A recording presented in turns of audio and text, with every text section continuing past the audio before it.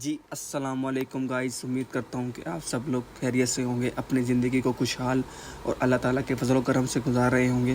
میری دعائیں آپ کے لیے ہیں، مجھے اور میری فیملی کو بھی پلیز اپنی دعاؤں میں یاد رکھیے گا۔ اللہ تعالیٰ آپ کو پریشانیوں سے، مصیبت سے اور آفات سے بچائے۔ اللہ تعالیٰ جتنے لوگ فوت ہو چکے تھے، اللہ تعالیٰ ان کی مغفرت بخشش فرمائے۔ دوستو، ویلکم کرتا ہوں آپ کو اپنے یوٹیوب چینل فیکٹ اسٹوریز کے اوپر۔ دوستو، اگر آپ اس چینل پر نئے ہیں تو میں آپ سے ریکویسٹ کروں گا کہ چینل کو لائک سبسکرائب ضرور کر دیا کریں، تاکہ آنے والی ہر انفارمیٹیو ویڈیو آپ تک پہلے ضرور پہنچا سکے۔ دوستو، آج کی اس ویڈیو میں بات کرنے والے ہیں ایک قیدی کی آخری خواہش کے بارے میں، جس نے اب ایک پولیس والی افسر سے ایک خواہش ظاہر کری، جسے وہ پورا کرنے کے لیے ایک بہت بڑا قدم اٹھانا پڑا پولیس والی کو۔ دوستو، چلیے اس ویڈیو کو سٹارٹ کرتے ہیں۔ یہ ایک ایسی قیدی ہے جسے پھانسی کی سزا سنائی گئی تھی۔ جب اس کے آخری خواہش پوچھی گئی، اس نے کہا، میں اپنی آخری رات ایک کنوارے لڑکی کے ساتھ گزارنا چاہتا ہوں۔ آخری خواہش یہ ہے کہ مجھے ایک رات کے لیے کنواری لڑکی دی جائے۔ یہ سن کر حیران ہو گئے۔ پھر ایک بہادر پولیس والی جو خود بھی کنواری تھی، اس قیدی کی آخری خواہش پوری کرنے کے لیے تیار ہو گئی۔ مگر اس رات ایسا کیا ہوا کہ پوری جیل اس کی چیخیں سنتی رہی؟ یہ جاننے کے لیے کہانی کو آخر تک ضرور سنیے گا۔ میرا نام علینا حسن ہے اور میں 40 سال کی ایک خاتون انسپکٹر ہوں۔ ٹھیک ہے، میری یہ 40 سال کی زندگی عدالتوں، تھانوں اور جیلوں کی دیواروں کے درمیان ہی گزری ہے۔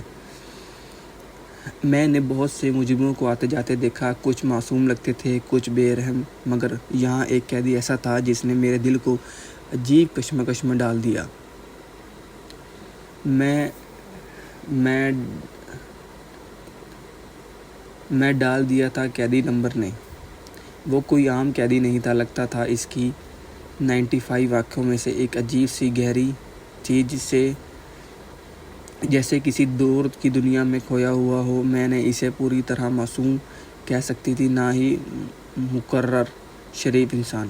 بس جب بھی میں اس سے دیکھتی، ایسا لگتا تھا جیسے وہ کسی گہری سوچ میں ڈوبا ہوا ہو۔ اس کے چہرے پر سرسرار سکون تھا، لیکن وہ سکون ایک انجان اداسی میں لپٹا ہوا تھا۔ محسوس ہوتا تھا جیسے مجھے جو چیز سب سے زیادہ تکلیف دے رہی تھی وہ یہ ہے کہ وہ صرف 19 سال کا تھا۔ اس نے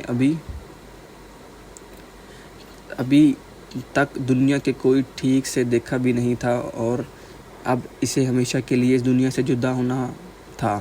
وہ بہت کم بولتا تھا، جیسے اس کے پاس الفاظ ہی نہ ہو، یا شاید وہ کہنا ہی نہ چاہتا ہو۔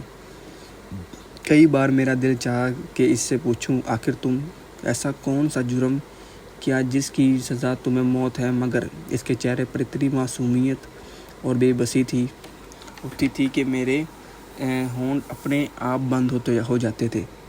پولیس میں کام کرتے کرتے میں ایک سخت دل عورت بن چکی تھی۔ یہ پیشہ ہی ایسا ہے، لیکن نمبر 917 کو دیکھ کر میرے دل میں ایک نرمی سی محسوس ہوتی، جیسے کوئی سوال اندر ہی اندر جنم لے رہا ہو۔ مگر جیل کے قوانین سخت تھے، اور یہاں قیدی کے ساتھ زیادتی تعلقات بنانا یا اسے ہمدردی جتانا منع تھا۔ آج مجھے ایک حکم ملا تھا کہ 2 دن بعد قیدی نمبر 917 کو پھانسی دی جائے، اور 2 دن اس کے آخری تھے۔ اپنے والدین سے ملنے کی اجازت ملنے گئی۔ یہ حکم پڑھ کر میرے دل میں ایک انجان سی بے چینی نے جنم لیا۔ میرا دل بہت بے چین تھا، ایک عجیب سی گھبراہٹ تھی جو ختم ہونے کا نام ہی نہیں لے رہی تھی۔ میں جانتی تھی کہ یہ ہر موت کی سزا قیدی سے اس کی آخری خواہش ضرور پوچھی جاتی ہے، یا اس کے آخری حق تھا کہ چاہے وہ اپنے پسندیدہ کھانا کھائے، چاہے کسی سے ملنا چاہے، یا کوئی اور خواہش ظاہر کرے، اسے پورا کرنا کی پوری کوشش کی جاتی ہے۔ قیدی نمبر، جس کا نام عادل تھا، آج اپنی ماں سے مل رہا تھا۔ وہ عورت اپنے پیٹ سے لپٹ کر رو رہی تھی، بار بار کہہ رہی تھی، بیٹا، مجھے پورا یقین ہے کہ اللہ تجھے اس سزا سے بچا لے گا۔ یہ الفاظ میرے کانوں میں گونجنے لگے۔ ایک ماں کی یہ امید میرے لیے حیران کن تھی۔ سزا سنا جا چکی تھی، اور جیل میں کوئی بھی فیصلہ واپس نہیں لیا جاتا تھا۔ پھر بھی وہ عورت پوری امید سے کہہ رہی تھی کہ اس کا بیٹا بے قصور ہے، اور کوئی معجزہ اسے بچا لے گا۔ آج ہی مجھے حکم ملا تھا کہ میں عادل کو اس کی آخری خواہش پوچھ لوں اور اسے کے گھر والوں سے ملنے کا موقع بھی دے دوں۔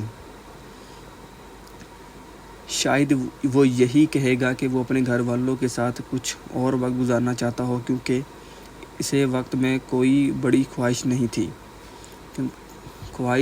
کرتا، مگر مجھے یہ نہیں پتا تھا کہ اس کی آخری خواہش اتنی عجیب اور چونکا دینے والی ہوگی کہ میں سن کر ہی دنگ رہ گئی۔ میں اس کے پاس آئی اور پہلی بار اس سے بات کرنے کے لیے الفاظ تلاش کرنے لگی۔ کچھ لمحوں کی خاموشی کے بعد میں نے ہمدردی سے پوچھا۔ عادل نے میری طرف دیکھا اور دھیمی آواز میں بولا، میری ایک آخری خواہش ہے، میں چاہتا ہوں کہ آپ مجھ سے وعدہ کریں کہ آپ اسے پورا کریں گے۔ میں نے اسے یقین دلوایا، ہر قیدی کا حق ہوتا ہے، تمہارا بھی ہے، ہم پوری کوشش کریں گے اس کو پورا کرنے کی، تمہاری خواہش پوری ہوگی۔ میں حیران تھی کہ وہ اتنی سنجیدگی سے اپنی آخری خواہش کے بارے میں بات کر رہا تھا۔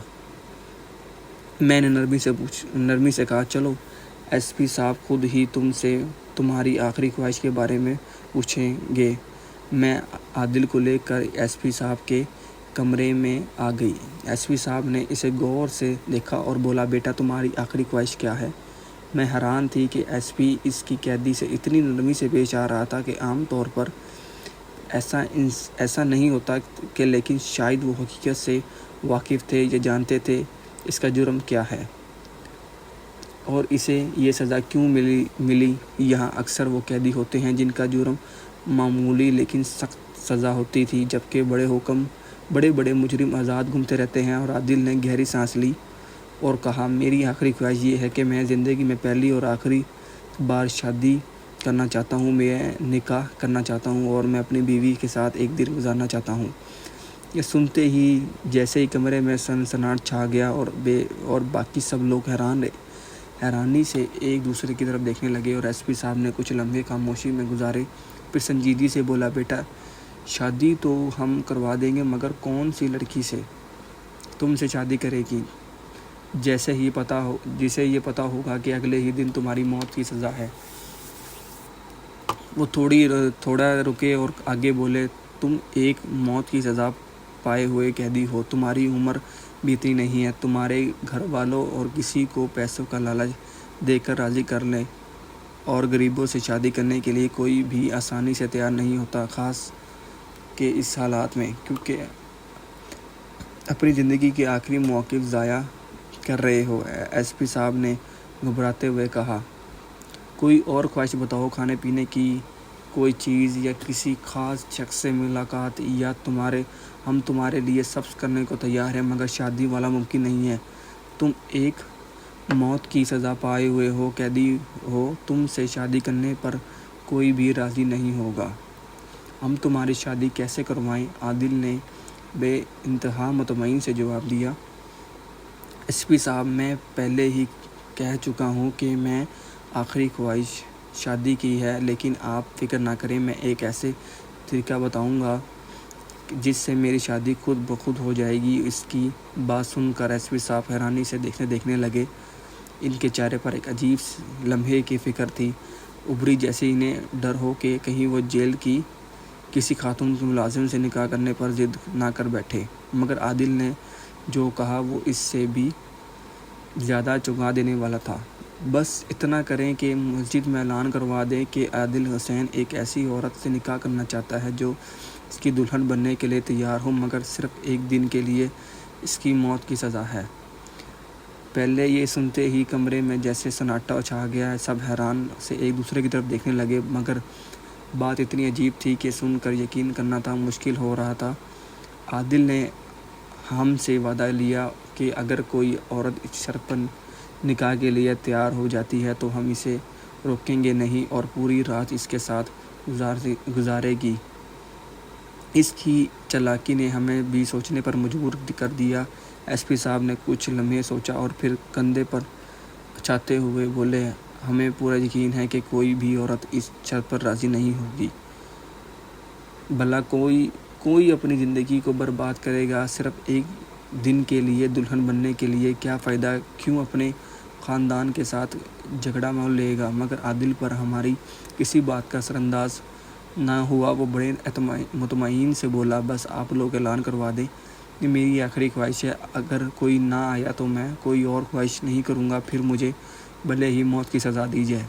عادل کی ضد کے آگے ہم ہار ماننی پڑی۔ ہم نے مسجد میں اعلان کروا دیا کہ عادل حسین جیسے 2 دن بعد موت کی سزا ملنے والی ہے، وہ آخری خواہش کے طور پر ایک دن کے لیے کسی لڑکی سے نکاح کرنا چاہتا ہے۔ اگر کوئی عورت اس کے نکاح کے لیے تیار ہو تو وہ آگے بڑھ سکتی ہے۔ عادل ایک غریب گھرانے سے تعلق رکھتا ہے اور ہمیں پورا یقین تھا کہ کوئی بھی لڑکی اس شرط پر اس سے شادی نہیں کرے گی، مگر پھر بھی ہم نے اس کی آخری خواہش کے مطابق اعلان کروا دیا۔ یہ ہمیں بس ایک مذاق لگ رہا تھا، ایک ناممکن سی بات، مگر ٹھیک 1 گھنٹے بعد ایک سپاہی دوڑتا ہوا آیا اور اطلاع دی کہ جیل کے دروازے پر ایک عورت موجود ہے جو دلہن کے لباس میں ہے اور اس کے ہاتھ میں ایک مولوی صاحب بھی ہیں۔ جو یہ سن کر ایس پی صاحب حیران سے باہر نکلے اور ہمارے سامنے ایک نوجوان لڑکی کھڑی تھی جس کی عمر تقریباً 17-18 سال قریب تھی۔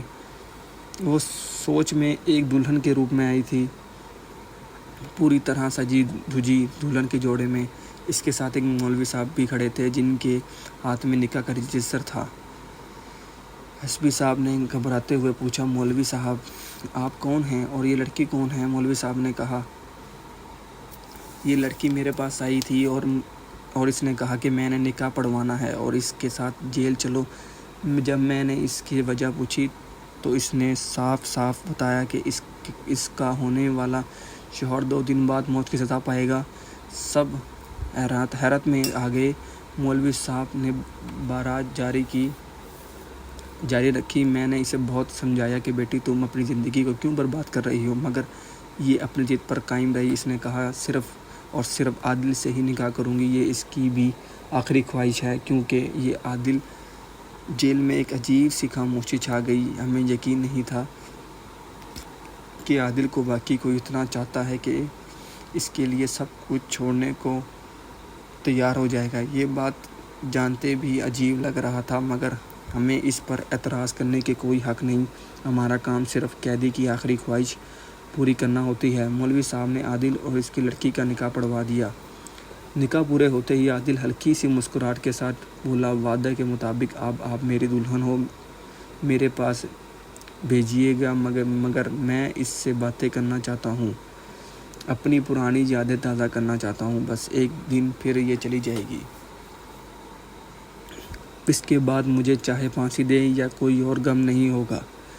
میری محبت مجھے مل گئی ہے اور میرے لیے کافی ہے۔ عادل کی باتیں سن کر میری آنکھوں میں بھی ہلکی سی نمی اور آ گئی۔ سچی محبت شاید ایسی ہی ہوتی ہے کہ بے خوف بے غرض۔ میں نے اپنے دل میں سوچا، لیکن مجھے یہ اندازہ نہیں تھا کہ اس کی نکاح کے پیچھے ایک ایسی کہانی چھپی تھی جو ہمارے ہوش اڑا دینے والی تھی۔ ایس پی صاحب نے مسکراتے ہوئے میری طرف اشارہ کیا اور کہا لڑکی کو عادل کے سیل میں لے جاؤ اور دروازہ بند کر دو۔ میں نے حکم کی تعمیل کی اور دونوں کو سیل میں بند کر دیا اور میں پھر واپس باہر آ گئی۔ مجھے لگا کہ کچھ ہی دیر میں وہ لڑکی خود ہی تنگ آ کر باہر نکلنا چاہے گی، لیکن جیسے جیسے وقت گزرتا جا رہا تھا مجھے ہلکی سی سرگوشیاں سنائی دینے لگی۔ ایسا محسوس ہو رہا تھا کہ جیسے کوئی کسی چیز کو کھلانے کی کوشش کر رہا تھا۔ مجھے شک ہوا کہ شدید سیل کا دروازہ توڑنے کی کوشش کی جا رہی ہے، لیکن میں مطمئن تھی دروازے پر ایک بھاری اور مضبوط تالا لگایا ہوا تھا جسے توڑنا آسان نہیں تھا۔ میں واپس اپنے دفتر میں چلی گئی اور سوچا میں ڈوب گئی، لیکن اچانک جیل کے اندر سے ایک دل دہلا دینے والی چیخ کی گونجی۔ میں فوری اپنی جگہ سے اٹھی اور دوڑتی ہوئی عادل کے سیل کی طرف پہنچی۔ کیا ہوا؟ میں نے اندر جھانکتے ہی پوچھا۔ وہ لڑکی جو دلہن کے لباس میں تھی اپنے نقاب نیچے کیے کھڑی تھی۔ اس کی سانسیں بے قابو ہو رہی تھیں، اس کا پورا جسم کانپ رہا تھا۔ جیسے ہی میں نے اسے غور سے دیکھا، وہ کانپتی ہوئی ہلکی آواز میں بولی، مجھے یہاں سے نکالو، میں یہاں نہیں رہنا چاہتی۔ میں نے حیرانی سے کہا، اب کیا ہوا؟ ابھی تو تم نے اپنی مرضی سے نکاح کیا تھا، محبت کا جنون اتر گیا، اب اپنے مستقبل کی فکر ہونے لگی۔ لیکن اس نے کچھ نہیں کہا، بس اپنے کپڑوں کو اٹھایا اور بھیجتے ہوئے پیچھے کھڑی ہو گئی، جیسے خوفناک چیز اسے جھنجھوڑنے یا ڈراتے ہوئے کر رکھی ہو۔ میں نے دروازہ کھولا اور وہ لڑکی بجلی کی طرح باہر نکل گئی اور بغیر کچھ کہے وہاں سے نکل گئی، اور میں نے سیل کا دروازہ تالا لگا کر اپنی ذمہ داری پوری کر دی۔ واپس آفس میں جا کر سو گئی، اور مجھے ذرا بھی اندازہ نہیں تھا کہ جب صبح میری آنکھ کھلے گی تو ایک زبردست طوفان کھڑا ہو چکا ہوگا۔ صبح ہوتے ہی ایس پی صاحب غصے میں تھے اور آفس میں داخل ہوئے اور تیز آواز میں بولے، قیدی نمبر 97 کہاں ہے؟ میں نے چونک کر کہا، وہ اپنی سیل میں ہوگا سر۔ لیکن ایس پی صاحب کا چہرہ سخت اور ہو چکا تھا۔ جا کر اچھی طرح دیکھو، وہ گجرے، اور میرے دل زوروں سے دھڑکنے لگا۔ میں تیزی سے عادل کی سیل کی طرف دوڑی۔ جیسے ہی وہاں میں پہنچی تو میں نے ہمیشہ کی طرح آواز لگائی، عادل دروازے کے پاس آؤ، لیکن اندر سے کوئی جواب نہ آیا۔ میری مزید پریشانی بڑھ گئی، دل کی دھڑکن تیز ہو گئی۔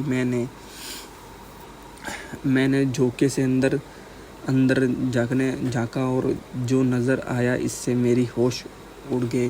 سیل کے اندر ایک آدمی مردانہ کپڑے میں دیواروں کی طرف منہ کیے پڑا تھا۔ میری سانسیں رک گئیں اور ہاتھ کانپنے لگے۔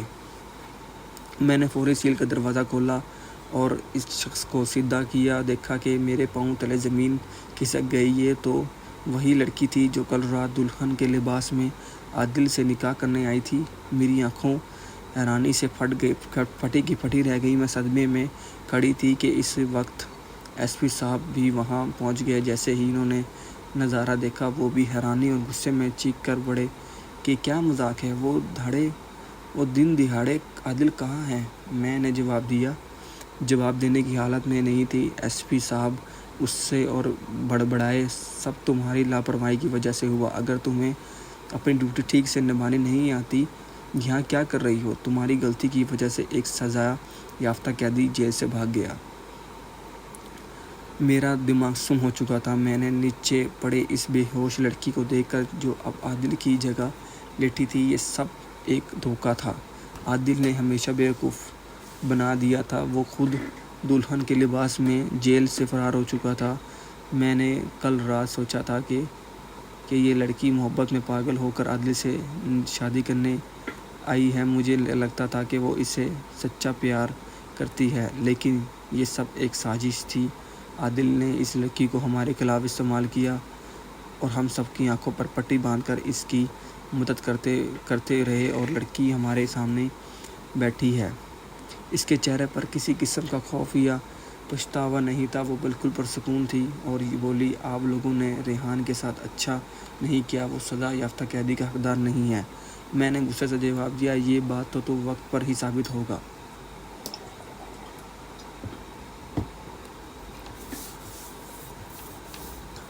اس نے میری آنکھوں میں آنکھیں ڈال کر کہا، گناہ ہے، یہ بھی وقت پر ہی ثابت ہوگا۔ مجھے اس کی باتوں پر اور بھی غصہ آنے لگا، لیکن میں نے کچھ کر نہیں سکتی تھی۔ اسی وقت اس ایس پی صاحب نے سختی سے حکم دیا کہ ریحان کو فوری ڈھونڈو۔ اگر ہم نے اسے نہیں پکڑا تو 2 دن بعد ہمیں اعلان افسران کو جواب دینا ہوگا۔ ہمیں اسے پھانسی دینی تھی اور ہمیں دھوکہ دے کر بھاگ گیا۔ یہ ہمارے لیے بہت شرم کی بات ہے۔ میرا دل تیزی سے دھڑکنے لگا اور میں اب سمجھ نہیں پا رہی تھی کہ میرے ساتھ اتنا بڑا دھوکہ کیسے ہو سکتا ہے۔ میں نے ایک انسان پر بھروسہ کیا، ایک لڑکی کی باتوں پر یقین کیا، ان کا نکاح کروا دیا اور بدلے میں انہوں نے میری آنکھوں میں دھول جھونک دی۔ اب ہمارے پاس ایک ہی راستہ تھا کہ اس لڑکی کو والدین تک پہنچائیں اور سچائی پتہ کریں۔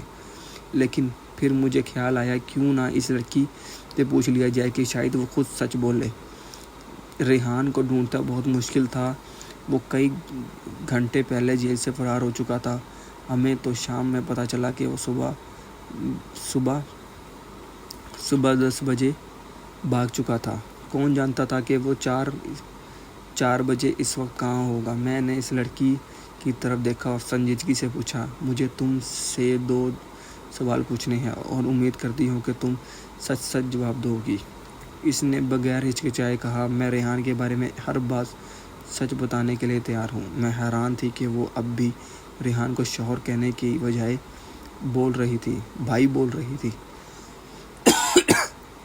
میں نے سخت لہجے میں پوچھا، کیا تم نے اسے سچ میں اپنا بھائی مانتی ہو یا دراصل تمہارا بھائی تھا؟ تم دونوں نے یہ ڈرامہ کیوں کیا؟ وہ خاموش ہو گئی اور جیسے ہی گہری سوچ میں ڈوب گئی ہو۔ وہ میرا اصل بھائی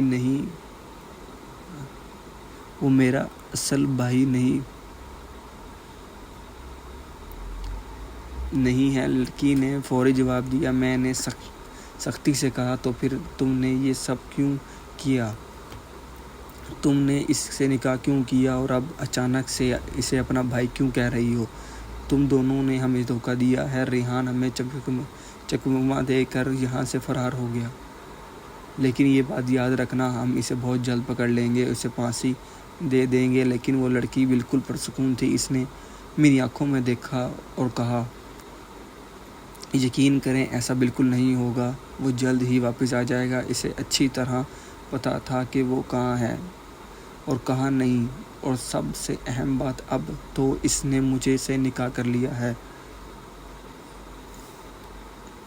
میں اس کی ذمہ داری ہوں، وہ مجھے کبھی چھوڑ کر نہیں بھاگنے والوں میں سے نہیں ہے۔ اس کی باتوں سے میں حیران تھی۔ وہ اتنی یقینی سے کہہ رہی تھی کہ ریحان واپس آئے گا، اور سچ میں ممکن تھا کہ تمہیں اتنا یقین کیوں ہے وہ واپس آئے گا؟ میں نے سنجیدگی سے پوچھا۔ اس نے گہری سانس لی اور کہا، اب آپ میری پوری کہانی سنیں گے تو شاید آپ کا فیصلہ بھی بدل جائے گا اور آپ کو اندازہ ہوگا کہ اصل حقیقت کیا ہے۔ میں خاموشی ہو گئی، جانتی تھی کہ یہ لڑکی اب تک اپنی بات پر اڑی ہوئی ہے۔ اگر میں اس سے اور سوال پوچھوں گی تو شاید کچھ اور حقیقت سامنے آ جاتی۔ میرا نام نازیہ ہے، اس نے کہنا شروع کیا۔ میری بڑی بہن کی منگنی ریحان سے ہو چکی تھی۔ ریحان بچپن سے ہی بہت بہادر اور بے خوف تھا۔ شاید ہی کبھی ایسا وقت آیا ہو کہ جب اس نے کسی سے ڈر کر قدم پیچھے ہٹایا ہو۔ وہ میرے ابا کا چچا کا بیٹا تھا، یعنی میرا چچا زاد بھائی۔ ابا نے اسے بہت پسند کرتے ہوئے اس پر بہت بھروسہ بھی تھا۔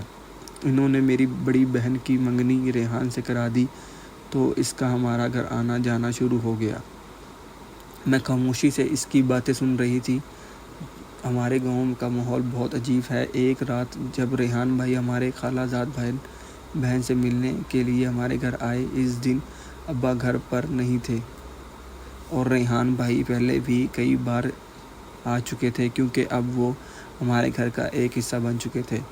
اس وقت میں صرف ہم دونوں بہنیں تھیں اور کوئی نہیں تھا۔ میں باورچی خانے میں چائے بنا رہی تھی اور وہ دونوں آپس میں باتیں کر رہے تھے۔ سب کچھ عام سا لگ رہا تھا، مگر اچانک دروازے پر زور سے دستک ہونے لگی۔ میں گھبرا کر گئی اور ابا تو نہیں تھے۔ میں نے سوچا، جلدی سے میں نے دروازے کے باہر جھانکا، مگر جو نظر دیکھا اس نے میری روح ہی کانپ دی۔ 3 سے 4 آدمی دروازے کے باہر کھڑے تھے۔ ان کے چہرے ڈوزے اور اڑے ہوئے خطرناک لگ رہے تھے۔ ان کے چہروں سے صاف پتہ چل رہا تھا کہ وہ کوئی عام لوگ نہیں ہیں بلکہ بدمعاش تھے۔ میری آنکھوں میں خوف آ گیا، مگر مجھے تھوڑی تسلی تھی کہ ریحان بھائی ہمارے پاس ہیں۔ دروازہ کھولو ورنہ ہم دروازہ توڑ دیں گے، ایک بھاری آواز گونجی۔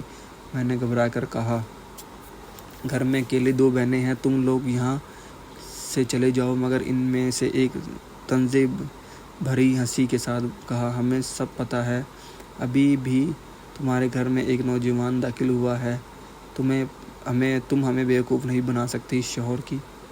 شور کی آواز سن کر ریحان بھائی باہر آ گئے۔ انہوں نے دروازہ کھولا اور مجھے اشارہ کیا کہ تم اندر چلی جاؤ۔ میں جلدی سے اپنے کمرے میں چھپ گئی، مگر باہر جو کچھ ہوا وہ صاف سنائی دے رہا تھا۔ ریحان بھائی ان کے ان بدماشوں کے سامنے کھڑے ہو گئے. ان میں سے ایک نے بہت گھٹیا بات کہی جس پر ریحان بھائی کا خون کھول اٹھا، مگر انہوں نے اپنے غصے پر قابو رکھا.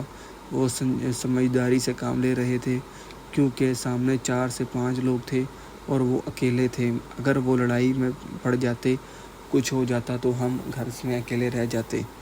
اس لیے انہوں نے نرمی سے ان بدماشوں کو سمجھا کر بجھا کر بھیج دیا، مگر یہ روز کے تماشا بن گیا تھا.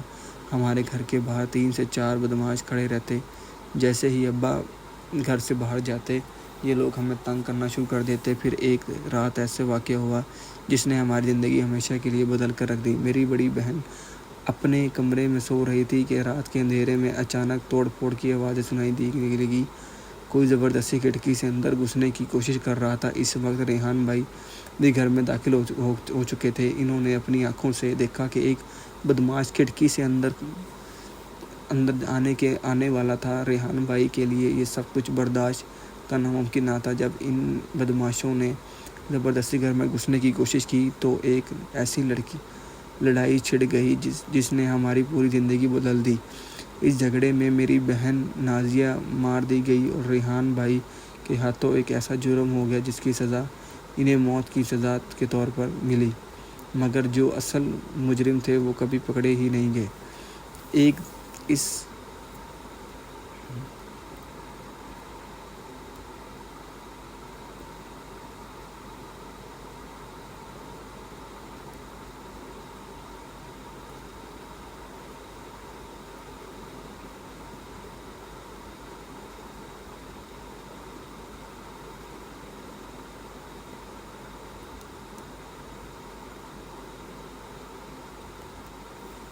مجرم تھے وہ کبھی پکڑے ہی نہیں گئے. دن اگر ہم امیر ہوتے، اگر ہمارے پاس کوئی طاقت ہوتی تو شاید یہ سب نہ ہوتا، مگر اس دنیا میں کمزوروں کے لیے کوئی انصاف نہیں. یہ ریحان بھائی نے جو کچھ کیا وہ اپنی عزت اور غیرت میں کیا تھا. انہوں نے کسی معصوم کا خون نہیں بہایا، انہوں نے اپنی عزت بچانے کے لیے لڑائی کی تھی. حقیقت میں مجرم ہم نہیں تھے، نازیہ نے آنسو میں ڈوب آواز میں کہا، بلکہ وہ لوگ تھے جو بے وجہ ہماری زندگی میں داخل ہو رہے تھے، ہماری عزت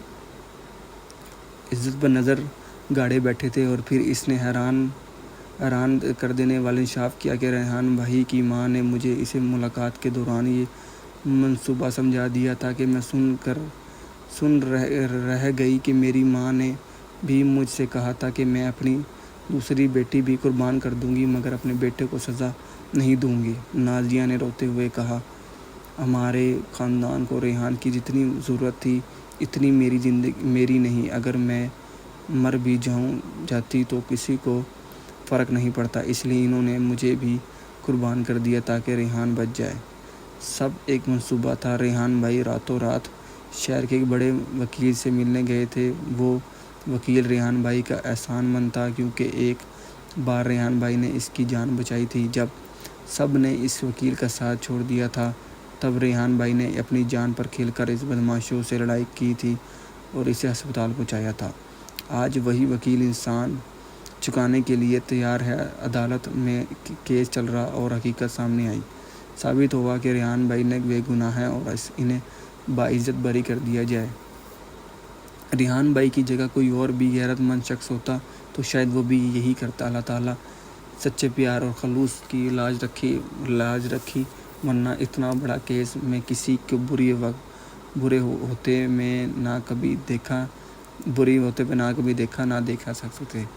ریحان بھائی کی ماں نے جو کہا تھا وہ سچ ہو گیا. اللہ نے تمہیں موت کی سزا نہیں ہونے دے گا، تم جیل سے باہر آ جاؤ گے. ایسا واقعی ایسا ہی ہوا. واقعہ آج بھی ہمارے ذہن میں تازہ ہے. جب بھی میں ایسے یاد کرتی ہوں میری روح